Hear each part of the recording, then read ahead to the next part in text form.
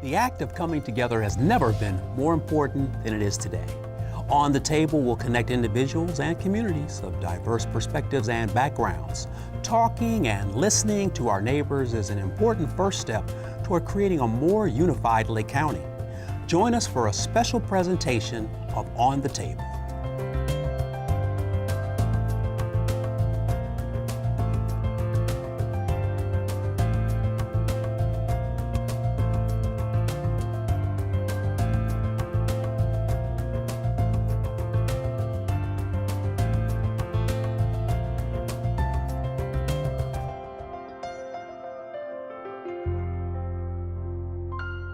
Thanks for joining us. I'm Gerard McClendon, your host for this special televised presentation of On the Table.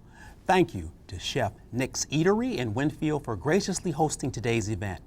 Joining me today is Zully JF Alvarado. Zully is a resident of the Gary Miller Beach community, an educator, public speaker, as well as an advocate on the rights of persons with disabilities.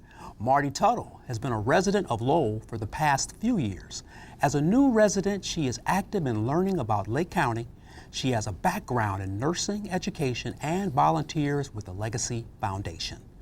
Jocelyn Prue is a resident of Hammond, Indiana, and a member of the Hessville Commerce and Community Creative, a group that focuses on the economic development, revitalization, safety, and beautification of Hammond's Hessville neighborhood. Chris Miller recently moved to Winfield with his wife and 3 children. He is an active member of the Winfield Community Foundation and is a co-owner and IT consultant at the Computer Doctor in Crown Point. I want to thank you all for joining us on the Table today. I appreciate you coming out. Mardie, I want to start with you, and this question goes to everyone. You know, what are some of the more positive aspects, some of the more positive characteristics of your community, and what community might that be? Thanks, Gerard. It's fun to be here. As I think about the community, I'm discovering that it is becoming all of Lake County for me because as a newcomer, I have decided to do a nonprofit exploration. And so I've been visiting with government officials as well as nonprofits, all spectrums.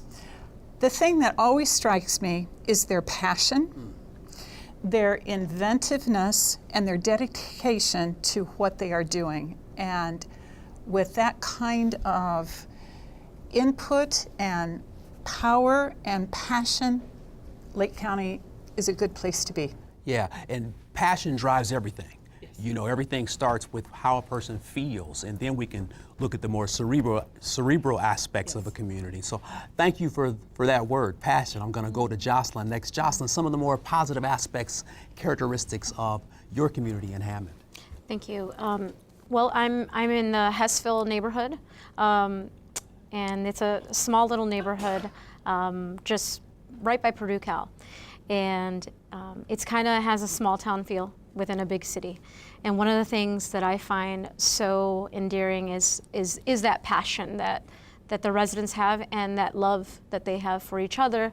Everybody always looks out for each other. And one of the things that I have found that is just the most positive aspect of that community is the fact that people will do whatever it takes to work on initiatives, even if they're not going to get paid, even if they're going to have to put in a lot of hours. And it's something that I've never seen. So there's a lot of sincerity, a lot of selflessness that I see in that community. And so that's what drew me to the community, is the fact that just good-hearted people, and very humble and creative, and they just need us to work together, and they need leadership, and I think we have a lot of great leadership in our community with our city officials, as well as the business community, and even the residents. We all work together for one common goal, and that's to beautify our neighborhood and make it better, and continue to make it a great place to live and work. Yeah. And so it's a very positive place. Hessville, yes. Chris, talk to me. Some of the more positive aspects of your community. Yep, so we're right here in Winfield. Winfield is, it doesn't have the baggage that I think a lot of communities have, right? It's a newer community, founded in '93, and it's growing. We're growing rapidly, and so it's kind of this blank slate. You know, if you're an artist, you can paint whatever you want here, and you know, sitting on both the foundation here and on the redevelopment commission, I get to see kind of how the private side wants to do it and the public side wants to do it, and we want it to be a growing community that sits in between, you know, Valpo and Crown Point, that doesn't have the history of those two. We don't have the beautiful buildings right on your main streets, and so we're trying to figure out how do we drive people here, continue to keep people here, and then make it a destination, just like those other two. Yeah, yeah. Zully, let's talk about your community.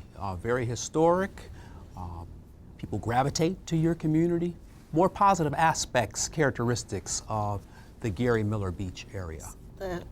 First, in terms of the city of Gary, moved here 5 years ago, and living in the Miller Beach community has allowed me to learn a lot more about the city itself.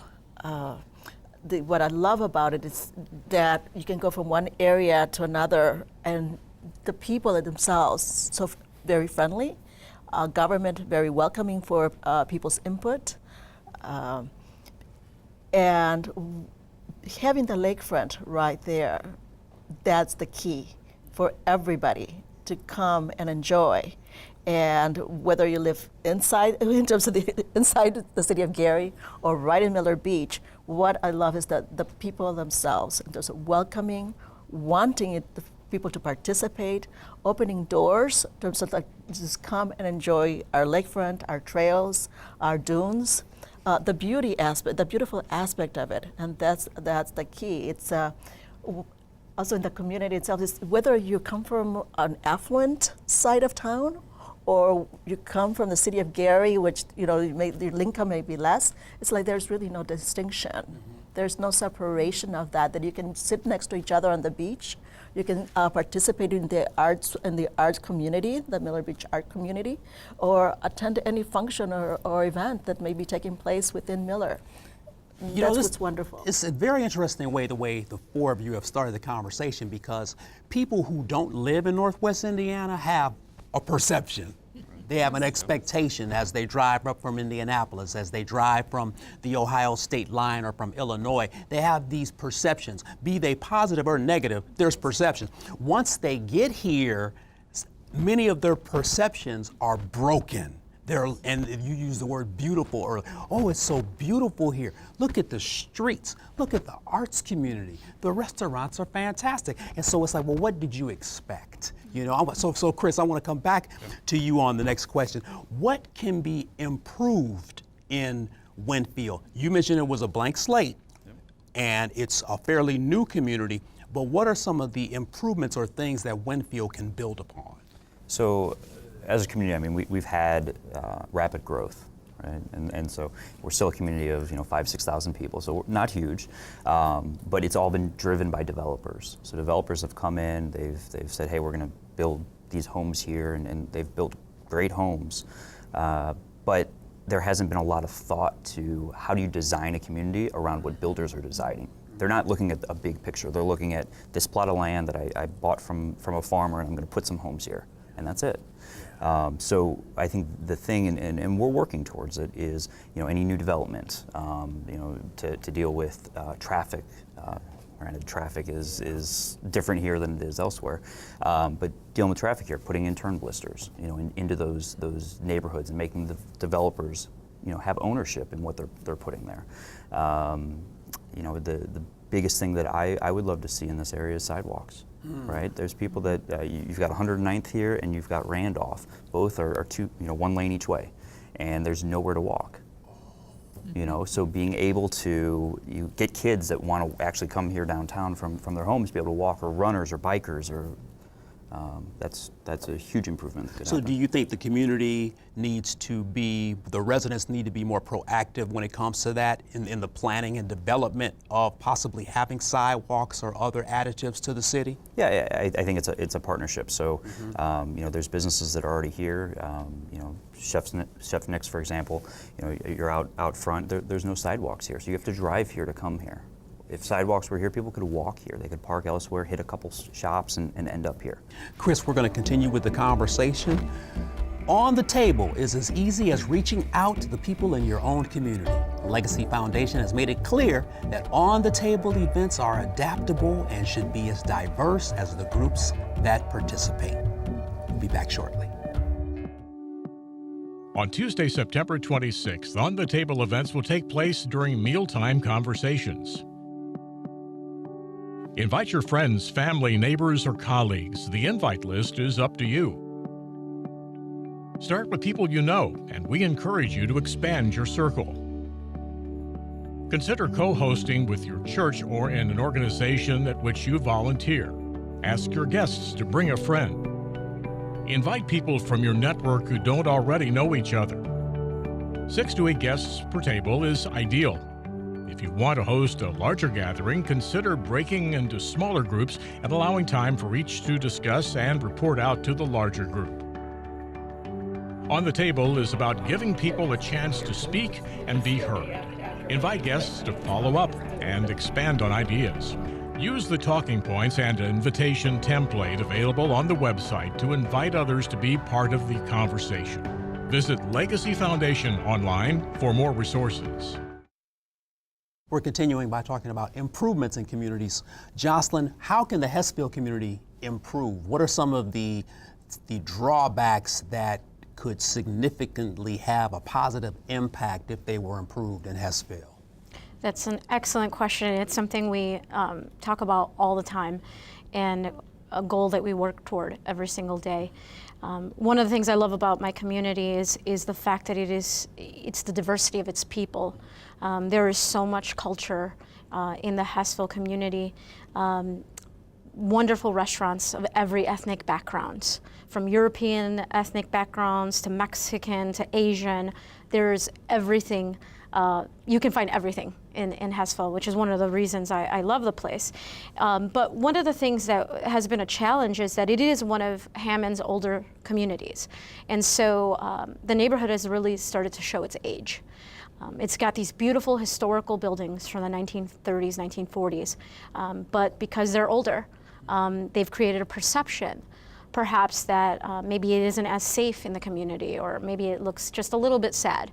So one of the things that we have been working on with our local city officials is coming up with a program to help basically improve the facades of these buildings. So we're working with our local mayor and the economic development group to come up with a program that would help basically all of the small business owners as well as the nonprofits obtain funding so that they can redo the facades in a more unified fashion. So beautification, improve the facades, and unified fashion. Yes. So everyone just can't go willy-nilly and put whatever they want on, because if they're historical buildings, you have to stay within guidelines. Right, and we really want the quaintness and the historical aspect of those buildings to shine. And we think that's going to build a sense of pride in the community. It's one of the things that we hear a lot of our residents always mention. Oh, we love our community, we love this place, but we really need to spruce it up. So that's one way we're trying to do it. Another way is because Hessville is very cultural and very artistic, we have worked on creating art installations, public art pieces. We partnered up with the Legacy Foundation as well as the City of Hammond, the Mayor's Office, the Economic Development Team, as well as our local councilman, Scott Rakos. We've worked together. I helped design these pieces that are basically celebrating some native plants and flowers that are only grown in Hessville at Gibson Woods, which is another gem. It's a treasure. It's a gem in our community. So we want to install these, which will be installed very shortly, later this year. They are going to be basically around the theme of these native plants, and they're going to be in 3 different sites. Areas that have been neglected a little bit, we're going to spruce them up with these beautiful artwork pieces as well as site furniture that's going to basically help build that sense of pride. Will this sense of pride help the qualitative aspect of the people's quality in Hessville? That's always the question, because Yes. you can always make something look nice, but that doesn't necessarily mean that the character is going to change from block to block. Yes, so that's another piece that we looked at, and one of the reasons why we decided to focus on the art aspect of beautification was because we found that many communities have seen an increase in health, their mental health, their safety has tremendously been impacted, like in a good way, by focusing on public spaces and turning these spaces that, like, again, that have been neglected or that just kind of look sad, turning them into a point of a meeting place, place where Absolutely. people can gather. Okay, I'm going to come back to you because you're making it seem as if Hessville is perfect. And none of us live in a perfect space, right? So I am glad that you mentioned improvements, but I want to get to some areas where there's some serious concerns. I'm going to come to you, Mardie. Concerns in your community, things that you know have to change. One of the things that I've observed is that there's kind of a division between North County and South County, and Highway 30 becomes the dividing point. And when I first moved to Lowell, I was visiting with somebody at the grocery store, and she says, well, I have to go up north. And I'm thinking, oh, that must be, Highland Park or O'Hare. And after a while, I realized, no, that means Crown Point. So I don't know the impact that has, but again, it's the perception and the expectations that little cornfield, soybean field, farm country Lowell is separated from metropolis and busy eateries, et cetera, et cetera. Yes. And yet, I think much of the reason that people like Lowell is because it does have the small town feel with enough services, yet close enough to go to some Maryville, Crown Point, some of those areas for socialization. Good point. Zully, let's talk about improvements in Gary, Indiana. What are some of the things that you see that can be improved? Well, thank you for asking. Gosh, the areas, there's so many, but because of that, through the Legacy Foundation, we were able to take that large piece of Gary, the big city, and breaking it down into communities. To start with a small community, that's Miller, through the Miller Neighborhood Spotlight. Because from that, we can look at develop some goals, a strategic plan, what can we do within the next few years, and then start from that. And then through some funding, we were able to focus, let's say, break down to several committees, looking at infrastructure and transportation. That's major, Chris mentioned it. Look at the blight aspect of Miller. The city of Gary, but let's look at Miller, because what we can do in Miller, we can replicate in other communities, and that's being done throughout, through Emerson, Griffith, and so on through Gary. But everything has to start in small dosages or small spaces to be able to replicate and copy, and from that experience, we can share. So right now, through the Miller Spotlight, we have 76 active volunteers. Volunteerism is huge in Miller community. But through those 76, focusing on those areas, infrastructure, transportation, education, is, the city of Gary has had quite a lot of problems. It's been at the news nonstop. Challenging. So very challenging. So the education committee is working on that. So there are 7 major goals. And to say just one specific thing within for the city of Gary, it's not. But it always starts with one, though, right? Always starts with one, because sometimes if we have too many things we're trying to juggle at once, we can't bring one down successfully. Yeah. And so I want to open up a wild card question to all of you when it comes to what your community needs. And it's so easy to say, well, let's fix the facades, let's bring more restaurants in, we need more businesses. But what about people and relationship improvement? What about people building? Do you find that your communities need some bridging of gaps when it comes to perceptions and expectations? Do you find that in Hessville there are individual homeowners who say, "Don't you dare cross Klein Avenue"? These are the elephants in the room that we deal with. So let's talk about community needs in terms of the people in the community. Are there some people improvements that can take place? Wild card question, who wants to start us off?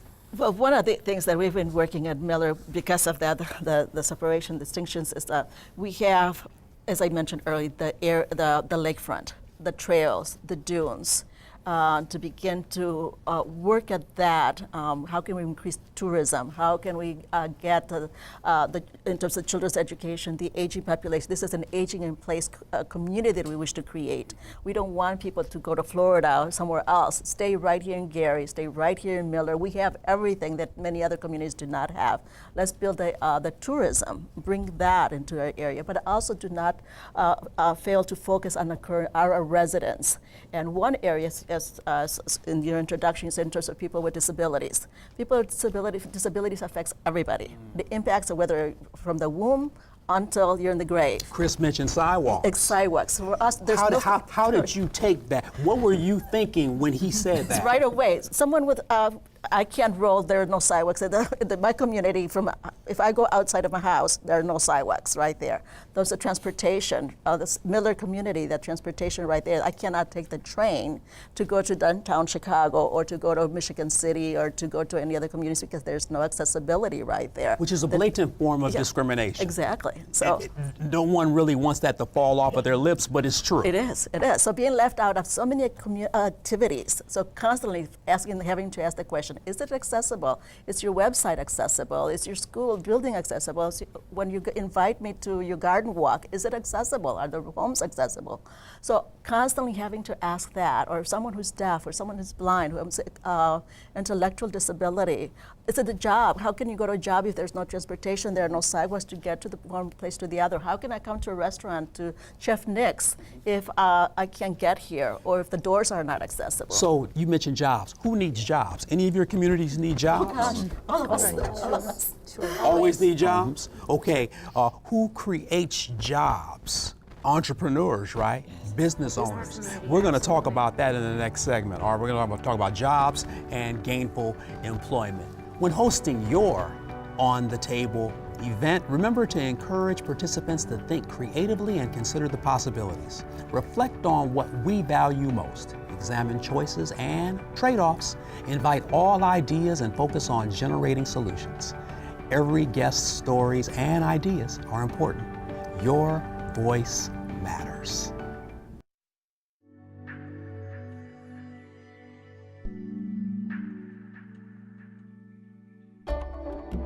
We encourage on-the-table participants to think creatively and reflect on possibilities rather than fixate on already identified challenges.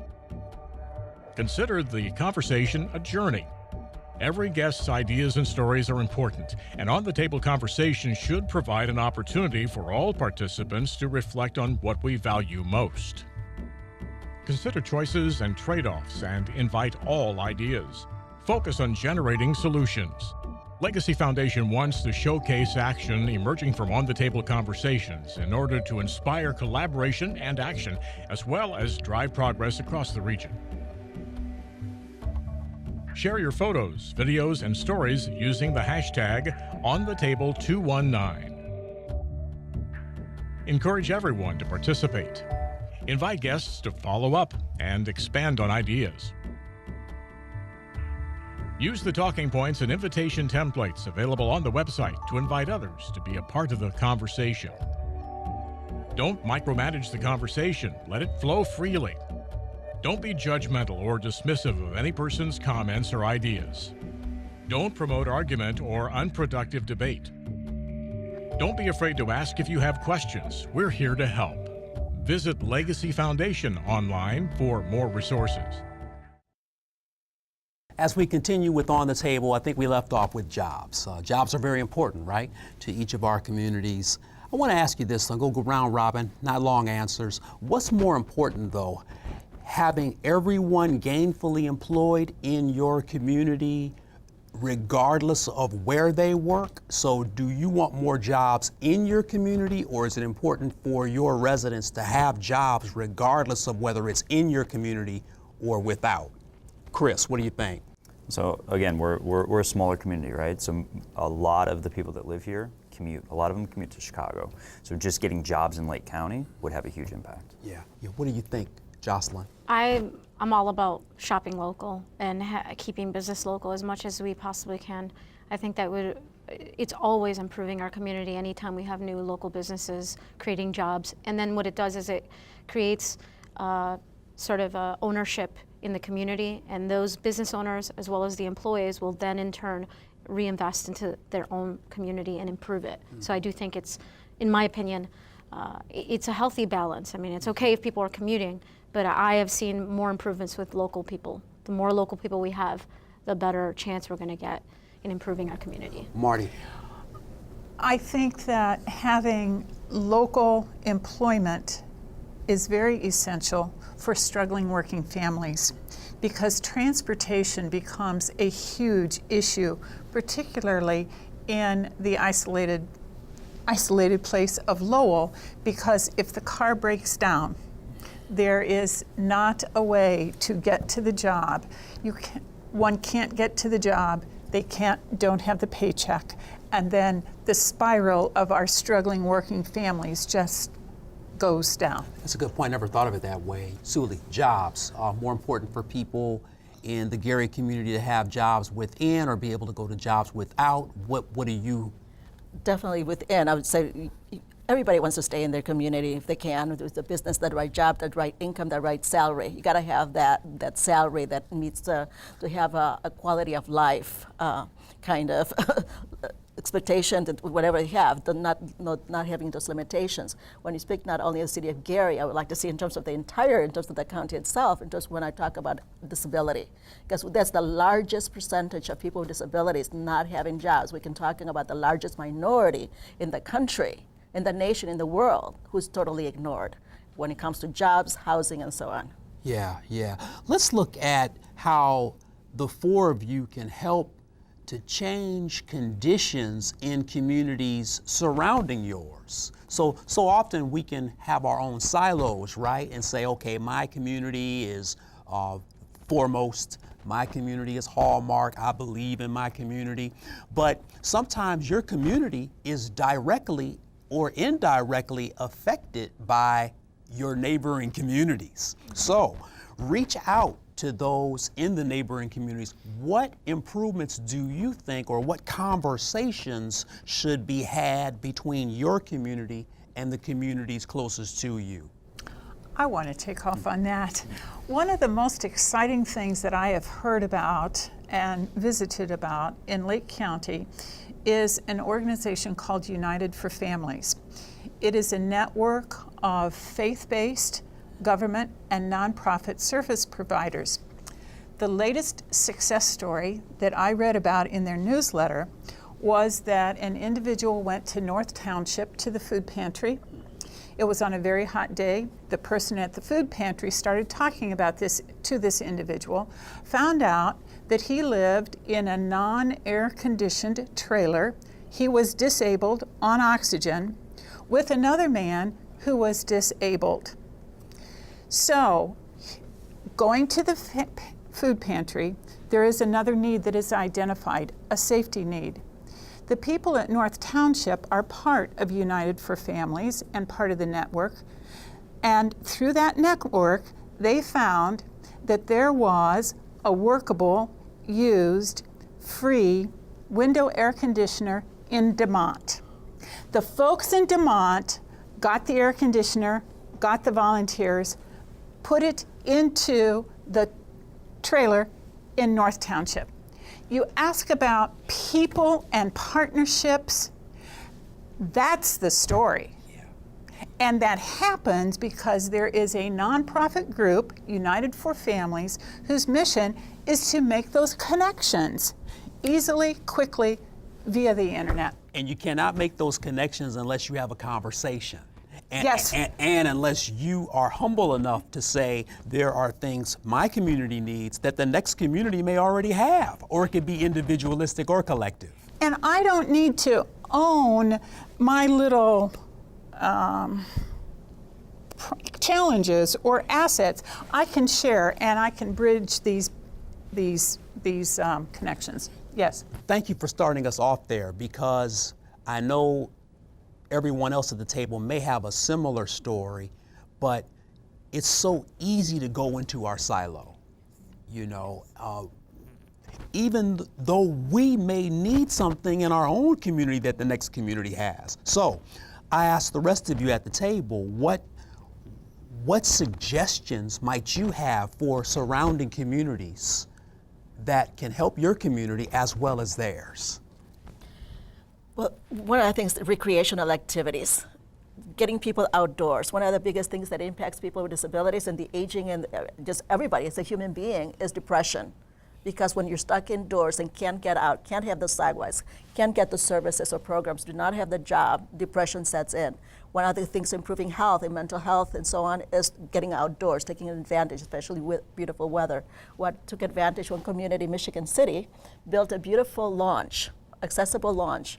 I had kept hearing the rivers and the lakes, we have that, but how can, as people, as the aging, again, wheelchair users, take advantage of the lakefront or the lagoon in Market Park? So Michigan City built a launch. We wanted one in Gary.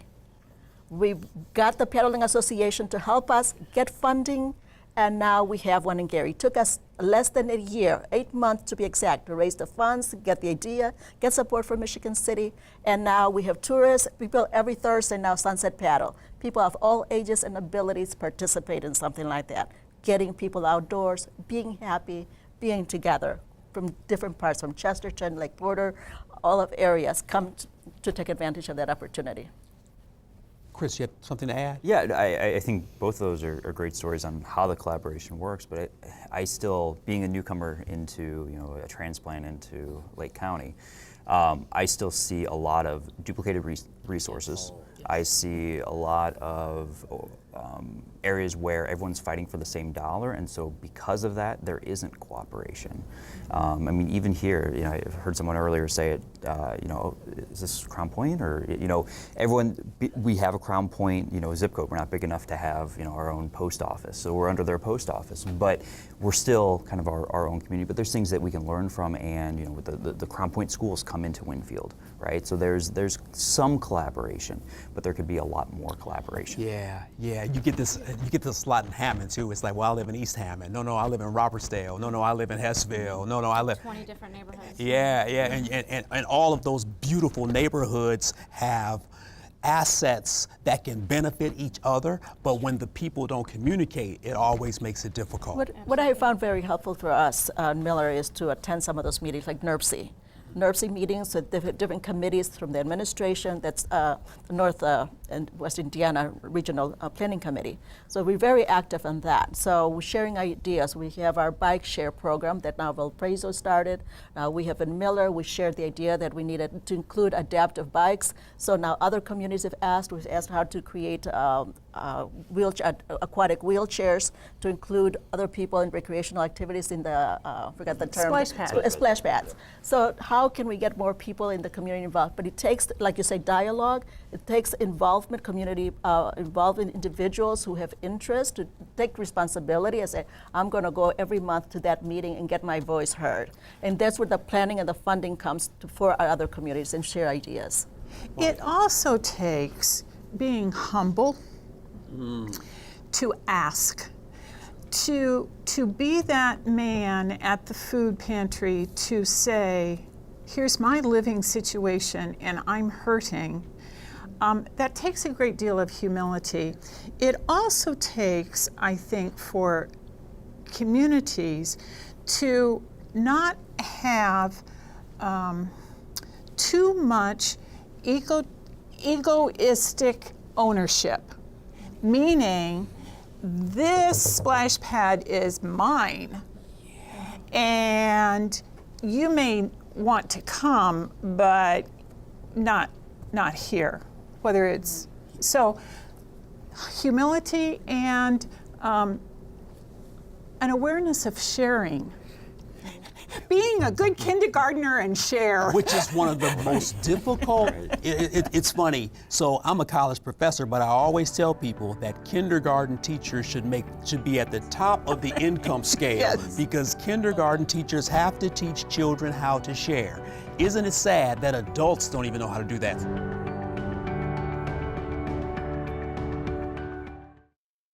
These conversations are going to be organic. What comes out of them is going to be who's at the table and what they want to talk about. And so, I think it's important that we don't have an agenda for those, that we don't facilitate these in any way. These are just going to be people who are going to talk about whatever it is that they may want to talk about. And that's what's going to be important in this, because that's where we're going to get the information that we want to get. And we're going to see more people engaged. One of the things that's so impressive about On the Table, it is taking this to the grassroots level so that we're able to hear from people from various walks of life, a diverse community of people throughout Lake County. What is it that you would like to see for your personal community, but what is it that you would like to see for Lake County as a whole? And so from the information that we gather from these conversations, it will help guide some of our strategic direction on how we might be able to help some of those things happen.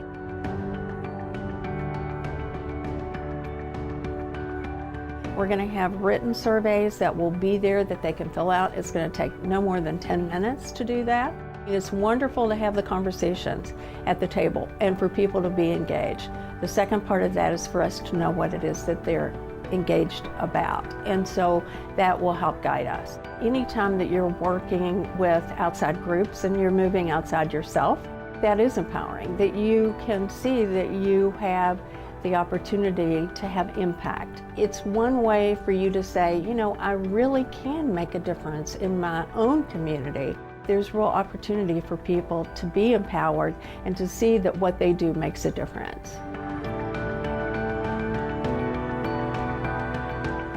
We are still on the table. This is fantastic. No fights have broken out yet. This is fantastic, you guys. But I've got to get into some uncharted territory here.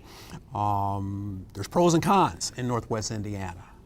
What are some of the attractive things about it, and what things detract people from Northwest Indiana? I'll jump right in.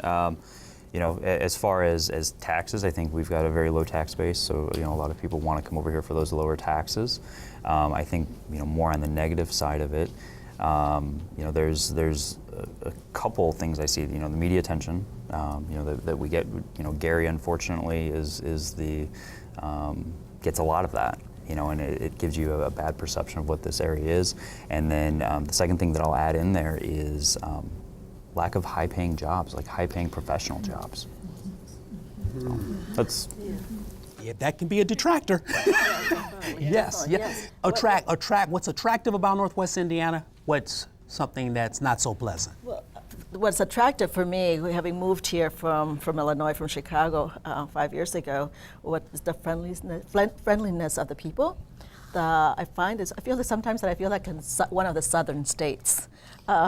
The treatment, going into a government office and being invited to sit down, like to get my driver's license. It's like, wow, you're actually taking time with me. Or having the the city treasurer contact me because I was concerned about the assessments of my property, the real estate taxes and so on. So that's very different. It's very different for me. But the other thing that's the major detractors, of course, those are the perceptions, past perceptions or history of Gary, the treatment, about how violent it is. For me, living where I live here in Miller Beach and the Miller Beach community, and I travel throughout the city of Gary, throughout Northwest Indiana, I've had no problems. I really think that the only way to combat any kind of perception is to see it for yourself and then tell others about what you really see. And in my endeavor to learn more about Lake County, I went to several functions that Legacy Foundation had in Gary. First time I had been in Gary. And, people said, "You're going to Gary at night?" I said, "Yeah, I am. It'll be safe. I know it'll be safe." And then I can tell people about the great things that are going on and kind of balance that. Detractors. What's attractive? What are some of the things that aren't as pleasant about Northwest Indiana? I would say, so I'm not originally from Northwest Indiana, and my husband isn't either. He's from the East Coast. I'm from the city of Chicago. Just looking at it from that perspective, it just didn't feel like a place that we thought it was like out in the country or something, nothing to do, nothing really metropolitan. At least we didn't feel that was our initial perception. But once we got to know the area, I would say the positives of the area, what I like as a young person, home ownership, being able to start my own business. Yeah, maybe I can't get a city job like in downtown. In parts of downtown Hammond and with the city you probably can, but I can start my own business, and it was fairly easy, and there was a lot of support, a lot of incentives that our city gives to small business owners, gives to female investors, even, just a little bit of, you could be male, you could be female. I think that accessibility is something I have to look into more to see what are we doing in terms of that. But starting a business, owning a home, it was fairly simple to do. I don't think I could have ever done that in my early 20s in downtown Chicago. You guys have this is great. This is a great discussion, and we're going to continue with this. I like that last point that you mentioned. Legacy wants to facilitate change in Lake County, and they need your help. On the table is your chance to inform that change. So there is the information piece, and that's an important piece. There's a survey that needs to be filled out at the end, but the other thing is just the discussion itself, the chance to gather around a table with a group of people that either knows each other or doesn't know each other and talk about what's important to them.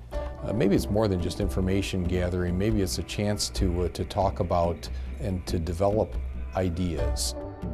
There's no right or wrong way to engage the community, and it's important to try new things.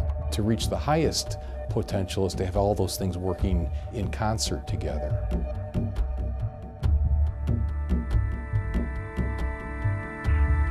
There's no right formula for service, and there's no right formula for making the community better. Different people need to engage in different ways. And there's really no right or wrong cause or activity or process. And it's a chance for people around a table to talk about positive things, things that they're proud of, and what matters to them.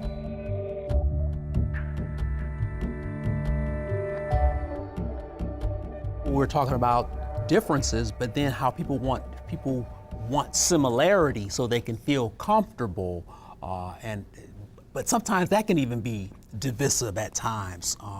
You had a comment, Sue. Yeah, no, talking about diversity and similarities, one of the things that come to mind is my struggle has always been I want to constantly breaking that mold or that idea that I have to be like someone else. And that's why in terms of advocating for rights, whether it's children's rights, women's rights, disability rights, here in Lake County and throughout the region, what I've really been pushing was we've talked about the ADA, the Americans with Disabilities Act, to celebrate its 27th year. For here, what I've been pushing as we look at for change or improvement is the universal design. Universal design where it includes everybody.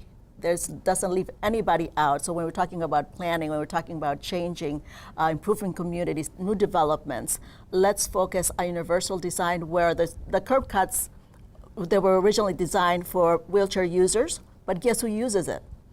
So people who are delivering, yes. People who are with mothers with strollers, the aged, everybody uses. The same thing with the telephone, the iPhone, with our captioning on a television. So that's when we bring in universal design where everybody's included. No one is left out. So that's what I'm inviting everybody when you get around the table. Let's talk about your sister. Your sister may have a disability or your mother is aging, your father at some point in life.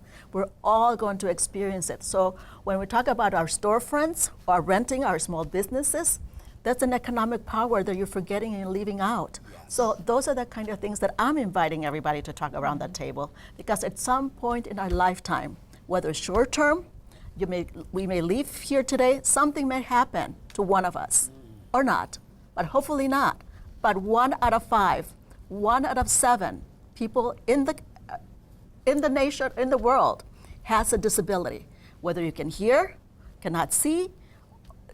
How many people when you're on the job, we're talking about jobs, hearing impairments, are being discriminated because they cannot hear, so they quit. Or they're losing their sight, they quit. Depression. So all of these things need to be brought out now as we are continuing to talk about new development, new ideas, how we can improve, how we can hire, how we can build our new homes. And that's what I'm inviting everybody to do. And I think, to your point, I think that is a natural human instinct, right? You find a like-minded person. You could be a college graduate and you hang out with other college graduates. And I think Lake County is diverse, right? It's not just racially diverse or socioeconomically diverse or educationally diverse. You talk about why don't people come back here, right? And so all throughout that we have all this diversity, and I think sometimes it's uncomfortable to get outside of your community or that little area. But I think that's the most important thing, because if I don't understand, about disabilities, or I don't understand, about life down in Lowell, or I have a perception that everyone's a farmer down there, then we're never going to make an improvement forward. So I think we've got to bring all that together. So next time we have an event, make sure, look how many people who are blind are out there. So we failed in the communication, in getting the message out.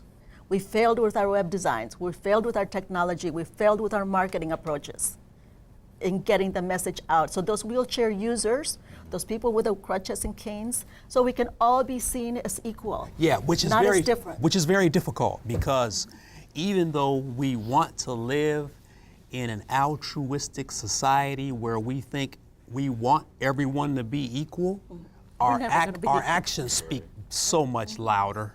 And that's the sad part, isn't it? When you look at brain drain, or when you look at a company that needs to fulfill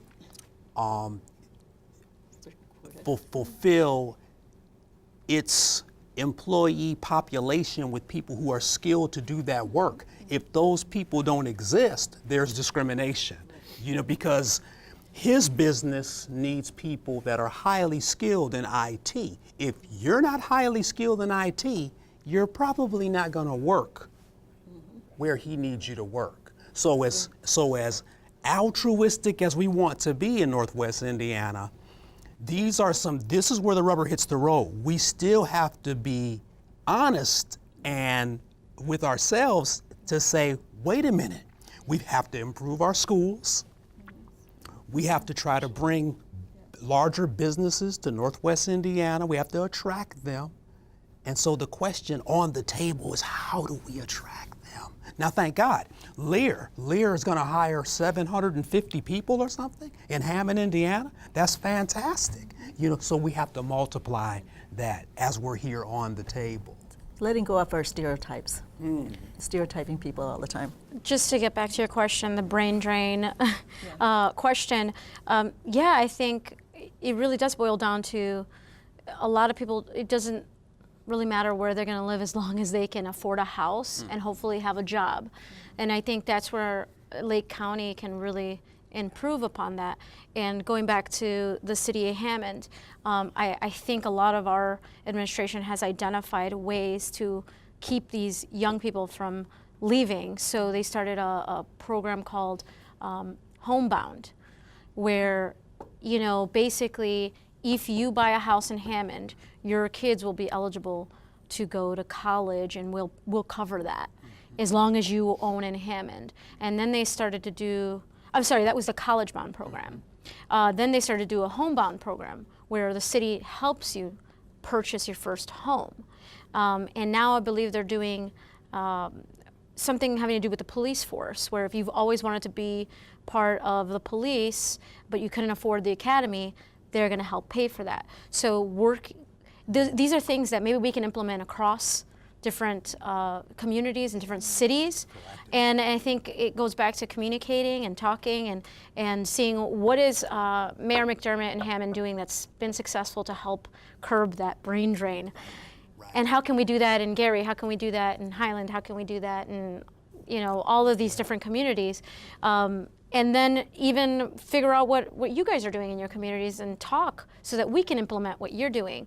And that's kind of, I think, how we work together as a team to stop that, and then we change the perception, because then now we can get some marketing, some media coverage that's not negative, that's focusing on why you should live here and don't leave this area. When if you try to go out to Chicago or anywhere else, you might not have the assistance to buy your first home or to start your own business or to join the academy or whatever it is. That these are ways that we can retain people and retain talent. And if you cross the state line, you got to pay 7 cents per plastic bag, and you have to pay a penny per ounce for sugary drinks. I lived in St. Louis for 10 years. St. Louis had a very different, they had world-class institutions. So whenever you talk about education, Washington University, St. Louis University, some fabulous Fontbonne, they had them all sitting there in St. Louis.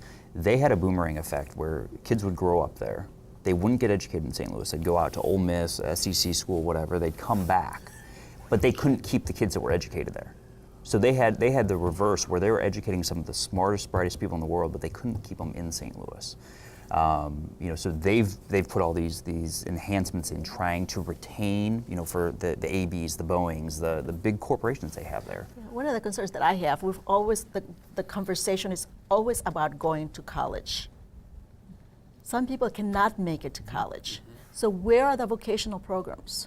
Those are very good, high-paying jobs. Yes. Plumber, truck drivers, all of that. So when are we going to start talking about that? And there's a brand new building on I-65, the big millwrights building, and there's also the electricians union just off of I-65. So these things are happening. I got a closing comment from you. Ivy Tech at Valpo does an excellent job of working with businesses and training workers for those industries. Yeah. And that's jobs, that's education, that is addressing non-four-year college capabilities.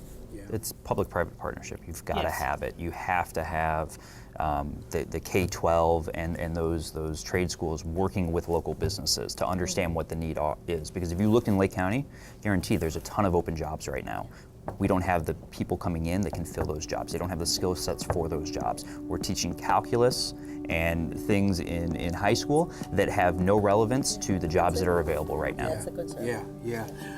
Woo, on the table. You guys have been fantastic. I must break bread with you again someday. This has been fantastic. Hey, thank you to Chef Nick's Eatery for graciously hosting, and thank you for joining us for this TV presentation of On the Table. Remember, On the Table can be many things. What you've seen today is just an example. Make it your own. For information and helpful tools to start and host your own event, visit Legacy Foundation online. I'd like to thank our guests for participating, and remember, your voice matters. This is a great opportunity to show people that they can be engaged. Their voices need to be heard, and they have power, particularly when they come together.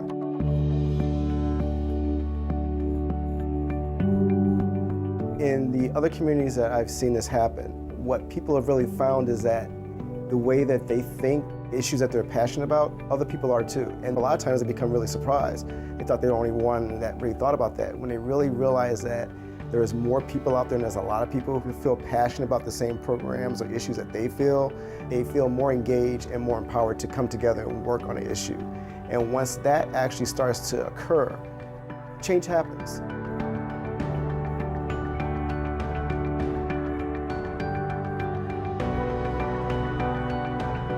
Listening to my husband speak, I was reminded of the power of one. So all it takes is for one time to be involved with the On the Table or other type of engagement activities to start that momentum and to spread the word and to bring other people with like-minded or similar suggestions or ideas. And before you know it, you have a really strong movement of people that are very engaged with their community.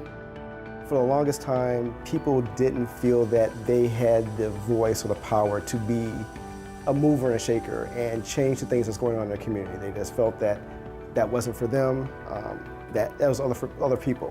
So I think that really through this process, I'm really encouraged that more people will see that they can make a difference, they can make a change, and they're encouraged to do more after they make this initial step.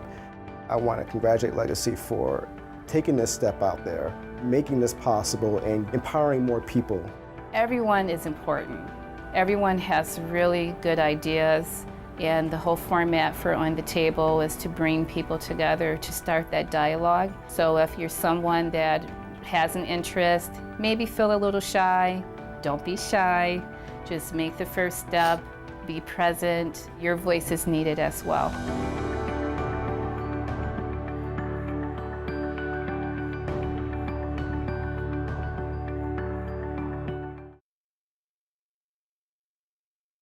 People really need to roll up their sleeves and be that change that they want to see.